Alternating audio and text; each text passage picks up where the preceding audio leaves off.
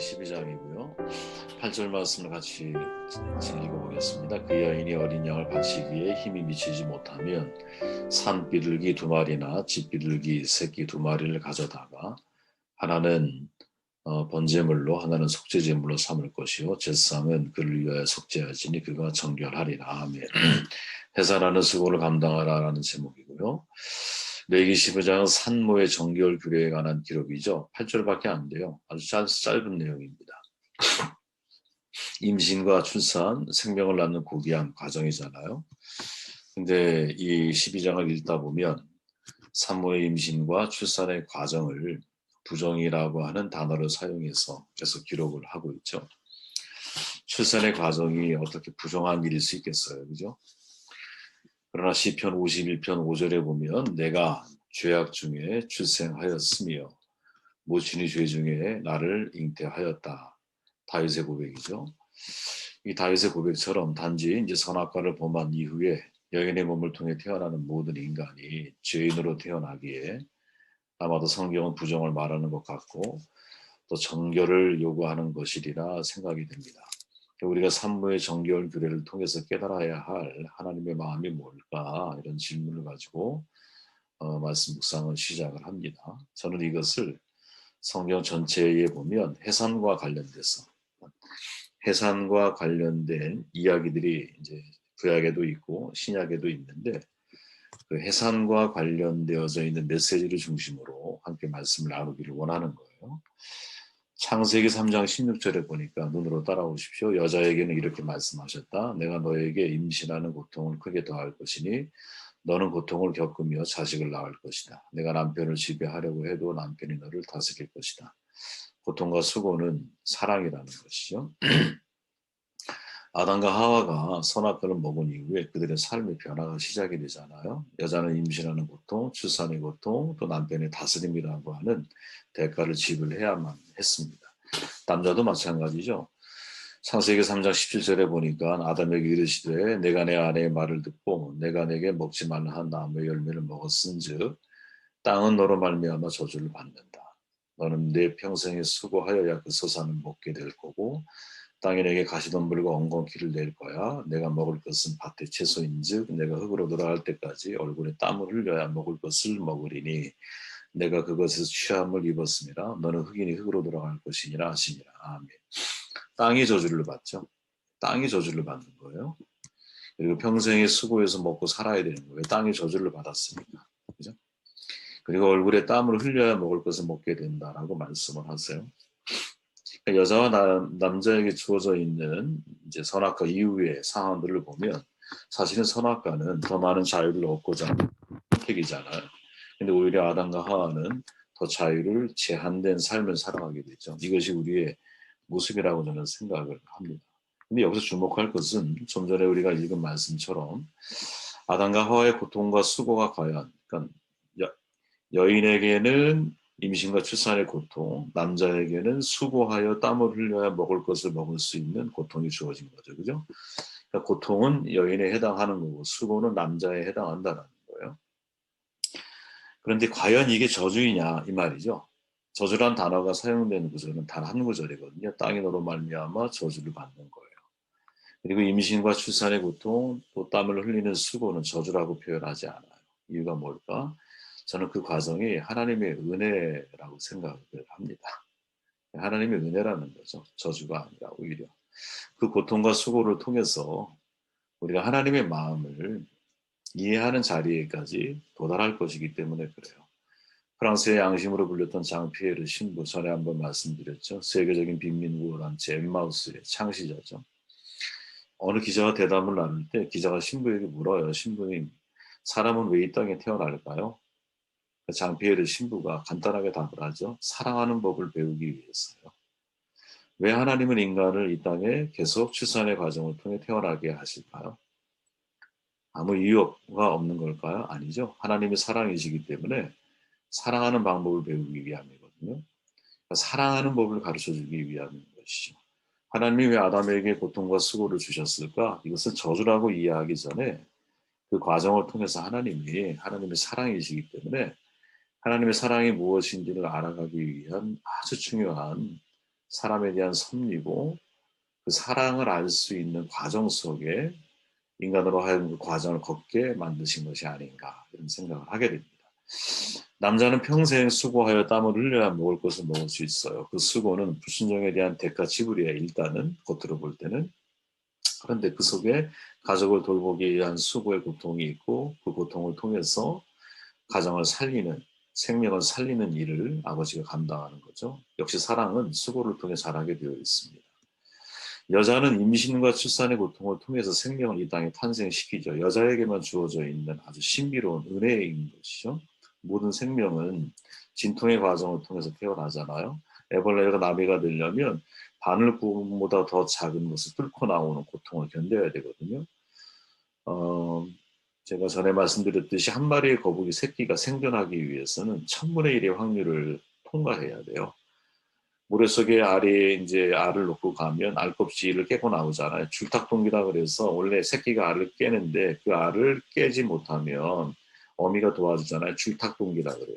근데 모래 속에 있는 거북이 새끼 알은 절대로 그렇게 할 수가 없잖아. 어미가 도와줄 수가 없잖아. 그러니까 그거를 깨는 과정에 입안이 다 찢어진대요. 거북이 새끼가.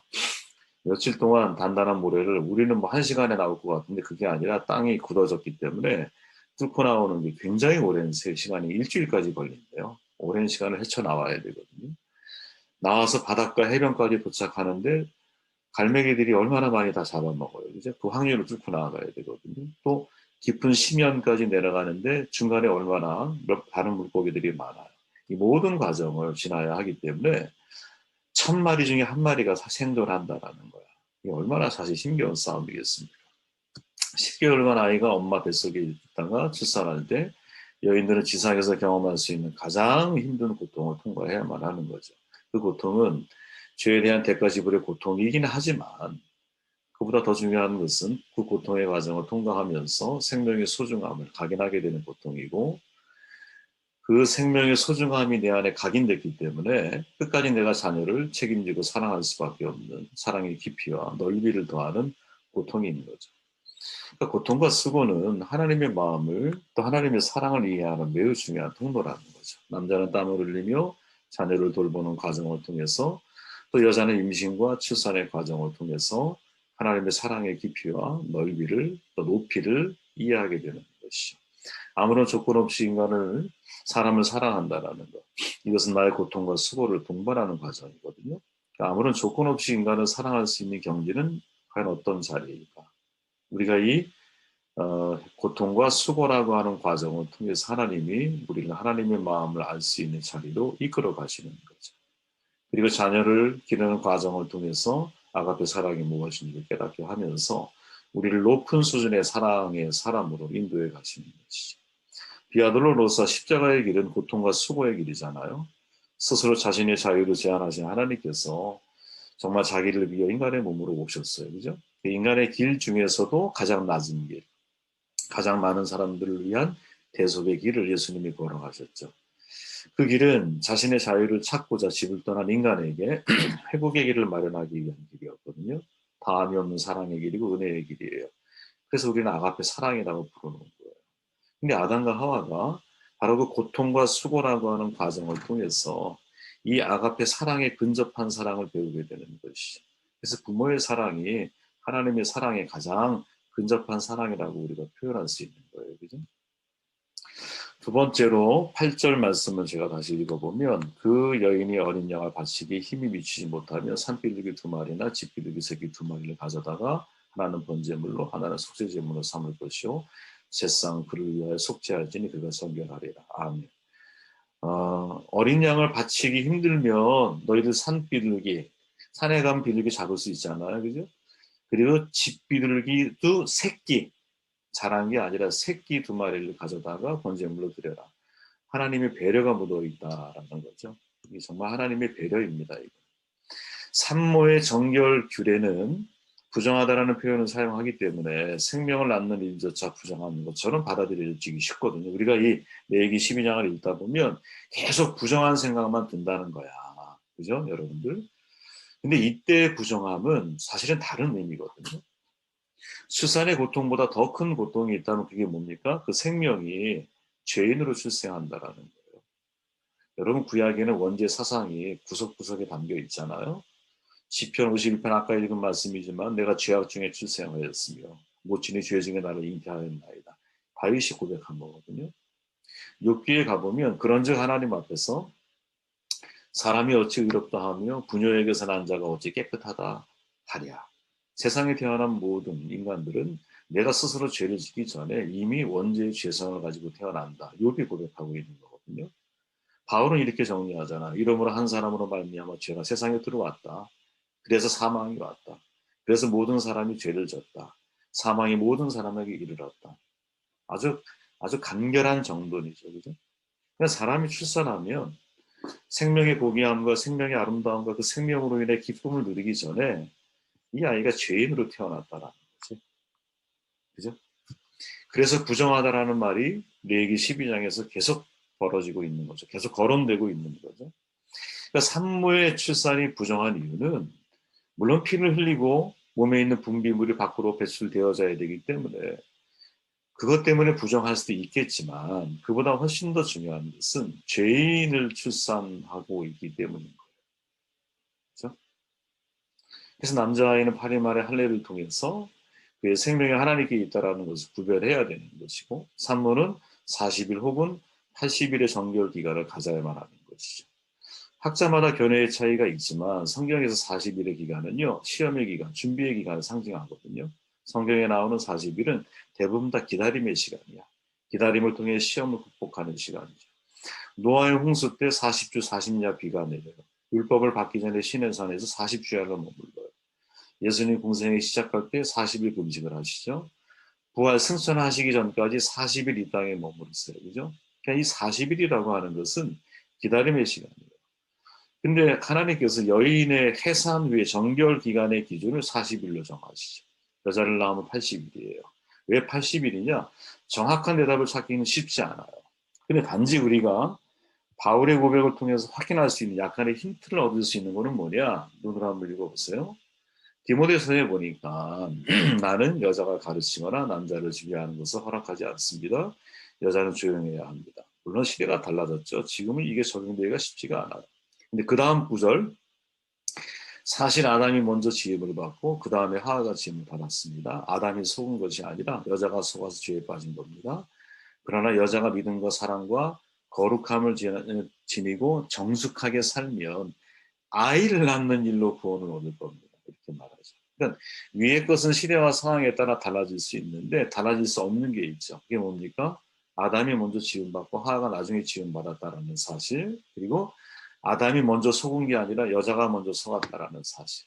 근데 그걸 어디까지 연결해? 아이를 낳는 일로 구원을 얻을 거야라고 바울은 연결짓고 있죠.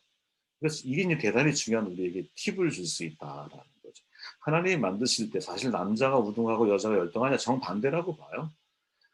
재질이 다르잖아요. 여자가 훨씬 더 좋은 재질로 만들어졌기 때문에 훨씬 더 훌륭한 사람일 수 있어요. 그죠? 훌륭한 사람이니까 돕는 배필이 되는 거지. 나보다 못난 사람이 나를 돕는 배필 할 수 있다는 거 어려운 일 아니겠어요. 서로가 돕는 배필이겠지만 아이를 낳는 것도 여자에게만 주어져 있는 훌륭한 특권이잖아요. 근데 문제는 여자가 속아서 먼저 죄에 빠지게 됐고 그래서 죄가 이 인류 가운데 들어오게 됐다라는 것이. 왜 두 배의 정결 기간에 여자아이를 낳으면 필요하느냐? 아마도 그런 의미를 가지고 있지 않을까라고 생각하는 것이 신학자들의 입장이라는 거예요. 그러나 단지 이제 성경에 벌써 이 신학적으로만 생각하면은 이런 의미로 우리가 이해할 수 있는데, 그러나 또 다른 생물학적인 혹은 의학적인 입장에서는 산모에게 정결 기간을 요구하는 것은 너무나 중요한 거죠. 산모에게. 적어도 의학적으로 나와 있는 것 중에 적어도 6주간은 내 몸이 회복되려면 6주 정도를 지나야 된다는 거예요. 그리고 진짜 내 몸이 정상적으로 돌아오는 데는 1년까지 걸린대요. 그래서 북유럽에서는 보통 뭐 한 400일, 300일 이상을 막 이제 산후 뭐라 그러죠, 그거를? 산후 휴가라 그래, 휴직이라 그래. 그거를 이렇게 보통 준다 그래요. 제일 큰 문제가 뭐냐면 실은 몸도 회복이 필요하지만 뼈마디가 다 이제 벌어져 있고 막 이런 상태니까 회복 필요하지만 엄마가 아이를 출산하면서 육체적인 연결되어 있던 고리가 끊어졌잖아. 더 이상 하나로 묶여 있지 않아. 그러니까 정서적인 분열이 온다는 거예요. 산후기간에. 산후기관의 산모들이 자기를 통제할 수 없는 문제에 직면하게 된다는 거지.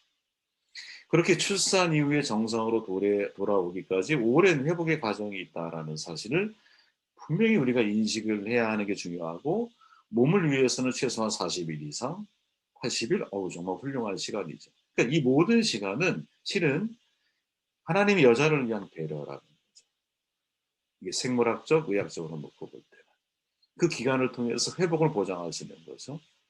정서적인 분열의 시기인데, 이 정서적인 분열의 시기를 무엇? 하나님의 말씀을 지키는 정결 규례를 주잖아. 하나님께 집중하라는 거 아니야, 그지? 번제제를 통해, 속죄제를 통해서 이 예배를 통해 하나님 앞에 자기 자신을 돌아보는 시간으로 만들어가고 계시잖아요. 말씀에 대한 거부로 인한 해산의 고통을 얻게 됐다면 이제 말씀에 대한 순종으로 자유를 얻게 될 것이죠. 이게 되게 중요한 포인트라는 거예요. 그죠? 그러니까 산모는 출산의 과정을 통해서 고귀한 생명을 낳았지만 그 생명은 죄악 중에 출생을 한 거야. 출산 이후 여자는 정결 기간을 가져야 돼요. 몸과 마음의 회복이 필요해요. 무엇보다 그 기간을 통해서 여인은 하나님의 명령을 떠올려야만 하는 거지. 남자아이를 낳았을 때는 40일, 여자아이를 낳을 때는 80일의 기간을 가져야 돼요. 왜 그런 기간을 가져야 될까? 여자가 먼저 속았기 때문일 수 있다라는 거야. 그리고 그 말씀을 순종하는 과정을 통해서 내 생각이 정서적인 분열이 이제는 하나님과의 연합을 통해서 새로운 회복을 하나님이 이루어내실 수 있는 소중한 시간이라는 거죠. 내 육체적인 단절을 영적인 연결로 회복하게 만드는. 그리고 더더군다나 마지막 우리가 8절 말씀 읽었지만 어린 양을 바칠 힘이 없는 산모들을 향해서는 가장 싼 제물, 그죠? 집비둘기 새끼 2마리를 내라. 그러니까 이 속에 사실은 하나님의 산모를 향한 그 사랑의 배려가 담겨 있는 것이 아니겠나. 이런 눈으로 읽어볼 수 있다. 부정이라고 하는 관점을 다른 관점에서 놓고 읽어보면, 야, 이건 하나님의 엄청난 사랑이구나. 이렇게 해석할 수 있다라는 것. 그리고 신약으로 말씀을 정리해 볼게요. 갈라디아 4장 19절에 가보면, 나의 자녀들아 너희 속에 그리스도의 형상을 이루기까지 다시 너희를 위하여 해산하는 수고를 하노니. 해산하는 수고가 있다라는 거죠. 그죠? 이것도 역시 해산으로 고백을 하고 있어요. 해산하는 수고가 사명이라는 거지. 갈라디아 교인을 향한 바울의 고백입니다. 재밌는 표현은 어머니와 아버지의 사랑이 모두 담겨 있다는 거예요. 그죠? 해산, 고통이잖아. 그지? 임신하는 고통, 출산하는 고통이야. 근데 해산하는 수고, 수고는 아버지야. 창세기 3장에 보면. 그러니까 어머니의 고통과 아버지의 수고를 함께 이야기를 하고 있는 거죠. 바울이 지금 갈라디아 교인을 그런 마음으로 바라보고 있다는 거야. 더 쉽게 얘기하면 지금 그들은 바울을 통해 태어난 사람이야. 근데 태어난 그들을 이제 아비의 마음을 가지고 바울이 수고를 통해 그 영혼들을 그리스도의 형상이 이루어지기까지 돌보겠다라는 거죠. 저는 이게 참 아름다운 표현이라고 봐요. 이게 되게 숨어 있는 것 같지만 해산하는 수고라고 하는 말 속에 창세기 3장의 내용이 담겨 있는 거예요. 그죠? 해산은 여자의 몫, 수고는 남자의 몫인데 이 어머니와 아버지의 사랑을 가지고 갈라디아 성도들을 돌봐주겠다라는 거지. 아비의 마음이라는 거지. 중요한 구절이 뭡니까? 나의 자녀들아. 바울은 갈라디아 교인들을 성도로 바라보기 전에 자녀로 바라본다는 거지. 그죠? 아비의 마음을 품은 사람은요, 사람들을 바라볼 때 물론 생물학적 나이로 사람들을 보기도 하겠지만 영적인 나이로 사람을 보는 이 눈의 변화가 시작이 되거든요. 특히 이제 목회의 길, 또 사명의 길을 걸어가시는 분들은 이게 무슨 말인지가 이해가 될 때가 있을 거예요. 생물학적 나이로 그분이 보이지가 않아. 영적인 나이로 그분이 보여요. 나이가 많아도요, 연세가 많아도 영적인 나이가 어리게 판단이 되면 그냥 한없이 아이처럼 보이는 거예요. 그리고 어떻게 그분을 도와드려야 될까? 이 고민이 내 안에서 시작이 돼요. 내 안에서. 영적인 성숙의 길로 가려면 가이드가 필요하잖아요. 영적 가이드가. 홀로 설 수 있는 사람은 없어요. 홀로 설 수 있는 사람. 탁월한 영적 안내자를 통해서 예수께로 그 영혼이 인도되어야 되거든요. 그러니까 안내자가 자칫하면 하나님과 사람 중간에 서서 하나님을 보지 못하게 만드는 장애가 될 수도 있고요. 오늘날 이런 거 우리가 많이 봤잖아요. 미숙한 만약에 인도자일 경우에는 자기 수준밖에 끌어올릴 수 없기 때문에 절대로 사람들에게 좋은 안내자가 되기가 어렵겠죠. 그래서 끊임없이 우리는 내 자신을 성숙을 위해서 싸워야 되는 거예요. 그죠? 성숙. 우리의 성숙의 목표는 예수님인 거죠. 그죠? 바울이 일만 스승 이야기하고 일만 스승은 많이 있지만 아비가 참 적다 말하면서 15절에 나오는 내용은 뭐냐면 너희는 나를 본받는 자가 되라 이렇게 말하거든요. 네. 어, 우리로 하여금 사람들이 우리를 본받아서 하나님을 볼 수 있도록 만드는 것이 너무나 중요한 건데 이것은 영적 아비만이 감당할 수 있는 중요한 그 사명일 수 있다라는 거죠. 우리가 하나님을 아는 일과 하나님 믿는 것과 아는 일이 하나가 돼서 온전한 사람을 이루고 그리스도의 장성한 분량이 충만한 데까지 이른다라고 바울은 에베소서에 말하잖아요. 그러니까 사람들은요, 내가 어떤 일을 하는 걸 되게 좋아하지만 내가 doing보다 훨씬 더 중요한 건 being이에요. being. 내가 무엇을 하는 것보다 훨씬 더 중요한 것은 내가 하나님 앞에서 끊임없이 영적으로 성장하고 성숙해져 가는 거거든요. 근데 우리는 자꾸 내가 일꾼이 되어야 하나님 앞에 성숙한 사람이 된다고 착각을 해요. 나를 일감으로다가 자꾸 소비하는 경우가 많아요. 그보다 훨씬 더 중요한 것은 내가 하나님 앞에서 나의 믿음과 또 내가 아는 것이 일치돼서 내가 성숙한 사람으로 자꾸 변화되고 자라가는 거거든요. 도잉보다 훨씬 더 중요한 것은 비이에요. 내 존재예요. 내가 하나님 앞에서 어떤 존재로 하나님 앞에 세워져 가고 있고 변화되고 자라가고 있느냐.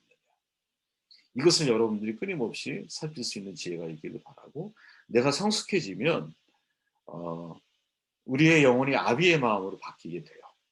네. 그래서 사람들을 보면 나와 전혀 상관이 없는 사람들이었지만 교회 공동체 안에서 하나님 만나게 하시는 모든 성도들이 나이를 초월해서 그들이 나의 자식처럼 보이고 생물학적 나이가 아니라 영적인 나이에 의해서 그 영혼들을 위해 내가 중보하며 기도할 수 있게 되고 돌보게 되고 이런 아름다운 성숙들이 우리 가운데 있으면 좋겠고 이런 마음에서부터 사명을 감당하는 일이 시작이 되는 겁니다.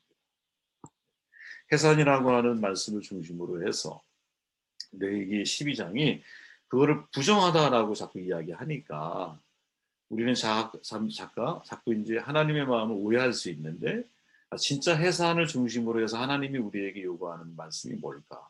저는 구약과 신약의 내용을 통해서 함께 말씀 나누었고요. 오히려 해산, 이 고통과 수고는 하나님의 사랑이고 배려이다라는 것. 그리고 이 과정을 통해 우리는 성숙한 그리스도인으로 하나님이 우리를 자라게 하신다. 이 은혜가 저와 여러분들 가운데 있기를 주의 이름으로 축원합니다.